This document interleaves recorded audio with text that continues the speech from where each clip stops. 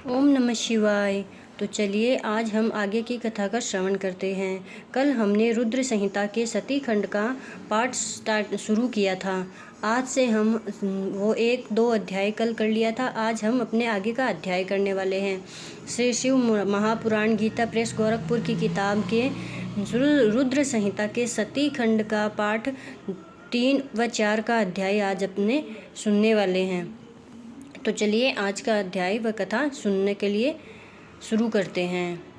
कामदेव के नामों का निर्देश, उसका रति के साथ विवाह तथा कुमारी संध्या का चरित्र, वशिष्ठ मुनि का चंद्रभाग पर्वत पर उसको तपस्या की विधि बताना। ब्रह्मा जी कहते हैं, मुने, तदंतर मेरे अभिप्राय को जानने वाले मरीचि आदि मेरे पुत्र सभी मुनियों ने उस पुरुष का उचित नाम रखा है। दक्ष आदि प्रजापतियों ने उसका मुँह देखते ही परोक्ष के भी सारे वृत्तांत जानकर उसे रहने के लिए स्थान और पत्नी प्रदान की।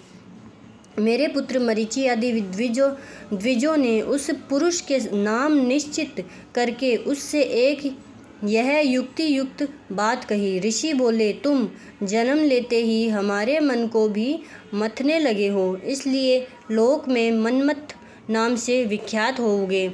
मनोभव तीनों लोकों में तुम इच्छा अनुसार रूप धारण करने वाले हो।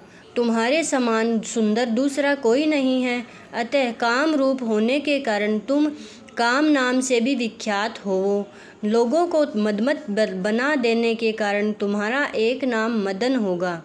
तुम बड़े दर्प से उत्पन्न हुए हो, इसलिए दर्पक कहलाओगे, और सदर्प होने के कारण ही जगत में कंदर्प नाम से भी तुम्हारी ख्याति होगी। समस्त देवताओं का सम्मिलित बल पराक्रम भी तुम्हारे समान ही नहीं होगा। अतः सभी स्थानों पर तुम्हारा अधिकार होगा और तुम सर्वव्यापी होगे। जो आदि प्रजापति है वे ही ये पुरुषों में श्रेष्ठ दक्ष तुम्हारी इच्छा के अनुरूप पत्नी स्वयं देंगे। वह तुम्हारी कामिनी, तुमसे अनुराग रखने वाली होगी। ब्रह्मा जी ने कहा, मुने, तदंतर मैं वहाँ से अदृश्य हो गया। इसके बाद दक्ष मेरी बात का स्मरण करके कंदर्प से बोले, कामदेव, मेरे शरीर से उत्पन्न हुई मेरी यह कन्या सुंदर रूप और उत्तम गुणों से सुशोभित है। इसे तुम अपनी पत्नी बनाने के लिए ग्रहण करो। यह गुणों की दृष्टि से सर्वथा तुम्हारे योग्य है। महातेजस्वी मनोभव, यह सदा तुम्हारे साथ रहने वाली और तुम्हारी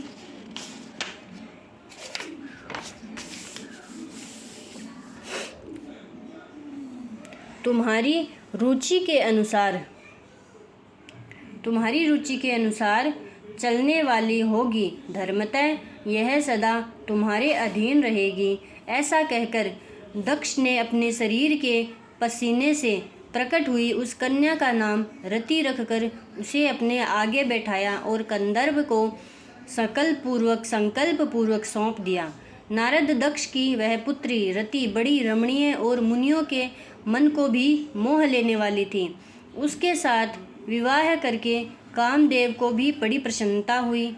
अपनी रति नामक सुंदरी स्त्री को देखकर उसके हाव भाव आदि से अनुरंजित हो कामदेव मोहित हो गया।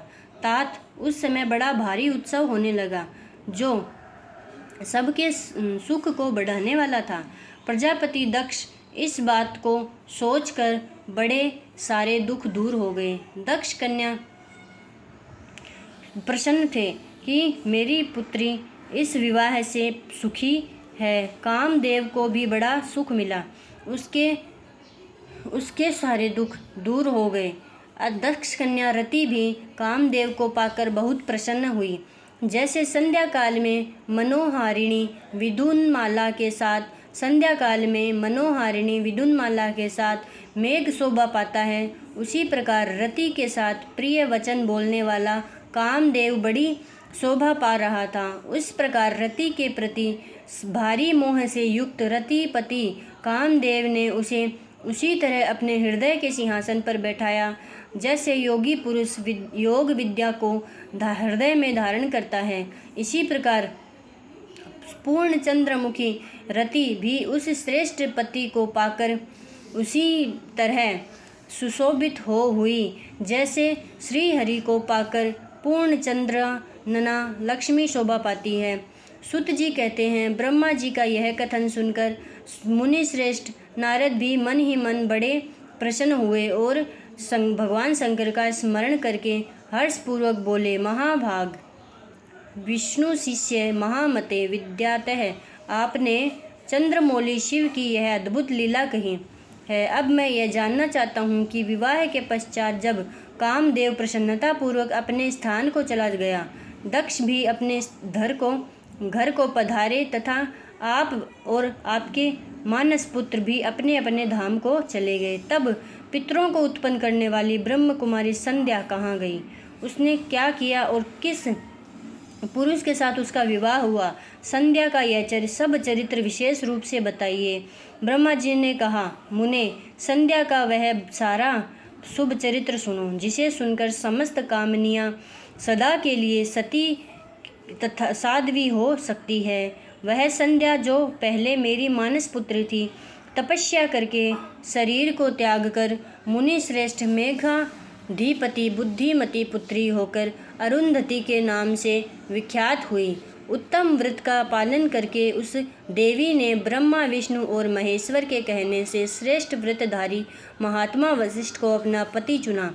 वह सौम्य स्वरूप वाली देवी सबकी वंदनीय और पूजनीय श्रेष्ठ पतिव्रता के रूप में विख्यात हुई। नारद जी ने पूछा, भगवान संध्या ने कैसे, किस लिए और कहाँ तप किया? किस प्रकार शरीर त्याग कर वह मेघातिथि की पुत्री हुई? ब्रह्मा विष्णु और शिव इन तीनों देवताओं के बताए हुए श्रेष्ठ व्रतधारी महात्मा वशिष्ठ को उसने किस तरह अपना पति बनाया? पिता, यह सब मैं विस्तार के साथ सुनना चाहता हूँ। अरुंधति के इस कौतूहलपूर्ण चरित्र का आप यथार्थ रूप से वर्णन कीजिए। ब्रह्मा जी ने कहा, मुने, संध्या के मन में एक बार सकाम भाव आ गया, इसलिए उस साध्वी ने यह निश्चय किया कि वैदिक मार्ग के अनुसार मैं अग्नि में अपने शरीर की आहुति दे दूंगी। आज से इस भूतल पर कोई भी देहधारी उत्पन्न होते ही काम भाव से युक्त न हो, इसके लिए मैं कठोर तपस्या करके मर्यादा स्थापित करूंगी। तरुणावस्था से पूर्व किसी पर भी काम का प्रभाव नहीं पड़ेगा, ऐसी सीमा निर्धारित करूंगी।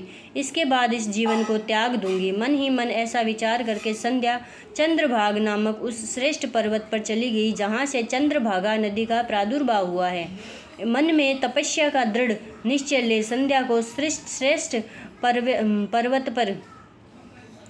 पर्वत पर गई हुई जान मैंने अपने समीप बैठे हुए वेदांग के पारंगत विद्वान सर्वज्ञ जितात्मा एवं ज्ञान योगी पुत्र वशिष्ठ से कहा, बेटा वशिष्ठ, मनीषिनी संध्या तपस्या के अभिलाषा से चंद्रभाग नामक पर्वत पर गई है। तुम जाओ और उसे विधि पूर्वक दीक्षा दो। तात वह तपस्या के भाव को नहीं जानती है, इसलिए जिस तरह तुम्हारे यथोचित उपदेश से उसे अभिष्ट लक्ष्य की प्राप्ति हो सके वैसा प्रयत्न करो।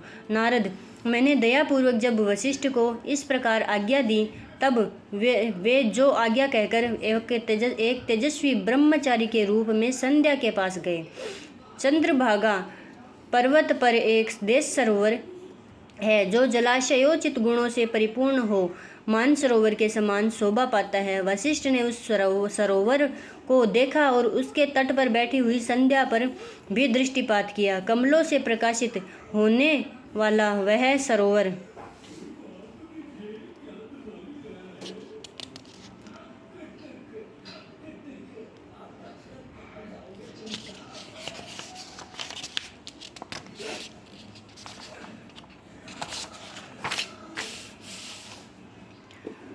तट पर बैठी हुई संध्या से उपलक्षित हो उसी तरह सुशोभित हो रहा था जैसे प्रदोष काल में उदित हुए चंद्रमा और नक्षत्रों से युक्त आकाश शोभा पाता है। सुंदर भाव वाली संध्या को वहां बैठी देख मुनि ने कौतूहल पूर्वक उस बृहलोहित नाम वाले सरोवर को अच्छी तरह देखा। उसी प्रकार भूत पर्वत के शिखर से दक्षिण समुद्र की ओर जाती हुई चंद्रभागा नदी का भी उन्होंने दर्शन किया। जैसे गंगा हिमालय से निकलकर समुद्र की ओर जाती है, उसी प्रकार चंद्रभागा के पश्चिम शिखर का भेदन करके वह नदी समुद्र की ओर जा रही थी। उस चंद्रभागा पर्वत पर बृहलोहित सरोवर के किनारे बैठी हुई संध्या को देखकर वशिष्ठ जी ने आदर पूर्वक कहा। वशिष्ठ जी बोले, भद्रे, तुम इस निर्जन पर्वत पर किस लिए आई हो? किसकी पुत्री हो और तुमने यहाँ क्या करने का विचार किया है? मैं ये सब जानना चाहता हूँ।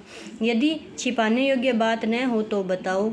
महात्मा वशिष्ठ की यह बात सुनकर संध्या ने उन महात्मा की ओर देखा।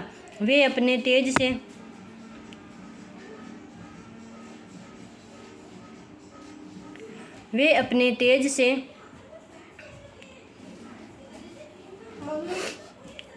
प्रज्वलित अग्नि के समान प्रकाशित हो रहे थे।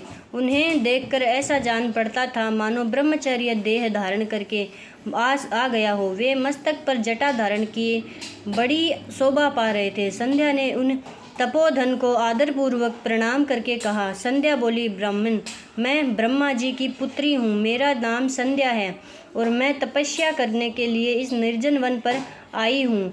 यदि मुझे उपदेश देना आपको उचित जान पड़े तो आप मुझे तपस्या की विधि बताइए। मैं यही करना चाहती हूँ। दूसरी कोई भी गोपनीय बात नहीं है। मैं तपस्या के भाव को, उसके करने के नियम को बिना जाने ही तपोवन में आ गई हूँ, इसलिए चिंता से सुखी जा रही हूँ और मेरा हृदय कांपता है। संध्या की इस बात सुनकर ब्रह्मवेताओं में श्रेष्ठ वशिष्ठ जी ने, जो स्वयं सारे कार्यों के ज्ञाता थे, उससे दूसरी कोई बात नहीं पूछी। वह मन ही मन तपस्या का निश्चय कर चुकी थी और उसके लिए अत्यंत उद्यमशील थी। उस समय वशिष्ठ ने मन से भक्त वत्सल भगवान शंकर का स्मरण करके उस प्रकार कहा। वशिष्ठ जी बोले, सुभानने, जो सबसे महान और उत्कृष्ट तेज है, जो उत्तम और महान तप है तथा जो सबके परमाराध्य परमात्मा है, उन भगवान शंभु को तुम हृदय में धारण करो, जो अकेले ही धर्म, अर्थ, काम और मोक्ष के आदि कारण है। उन त्रिलोकी के आदि स्रष्टा अद्वितीय पुरुषोत्तम शिव का भजन करो। आगे बताए जाने वाले मंत्र से देवेश्वर शंभु की आराधना करो, उससे तुम्हें सब कुछ मिल जाएगा, इसमें संशय नहीं है। ओम नमः शंकराय ओम। इस मंत्र का निरंतर जप करते हुए मौन तपस्या आरंभ करो और जो मैं नियम बताता हूँ उन्हें सुनो। तुम्हें मौन रहकर ही स्नान करना होगा। मौनालंबन पूर्वक ही महादेव जी की पूजा करनी होगी। प्रथम 2 बार छठे समय में तुम केवल जल का पूर्ण आहार कर सकती हो। जब तीसरी बार छठा समय आए तब केवल उपवास किया करो। इस तरह तपस्या की समाप्ति तक छठे काल जलाहार एवं उपवास की क्रिया होती रहेगी। देवी, इस प्रकार की जाने वाली मौन तपस्या ब्रह्मचर्य का फल देने वाली तथा संपूर्ण अभीष्ट मनोरथों को पूर्ण करने वाली होती है। यह सत्य है, इसमें संशय नहीं है। अपने चित्त में ऐसा शुभ उद्देश्य लेकर इच्छा अनुसार शंकर जी का चिंतन करो। वे प्रसन्न होने पर तुम्हें अवश्य ही अभीष्ट फल प्रदान करेंगे। इस तरह संध्या को तपस्या करने की विधि का उपदेश दे मुनिवर वशिष्ठ ने यथोचित रूप से उससे विदा ले वहीं अंतर्ध्यान हो गए। ओम नमः शिवाय। तो आज हमने अध्याय 3 व 4 का वाचन व श्रवण करा है। चलिए आगे की कथा का वाचन हम कल करेंगे। धन्यवाद। ओम नमः शिवाय।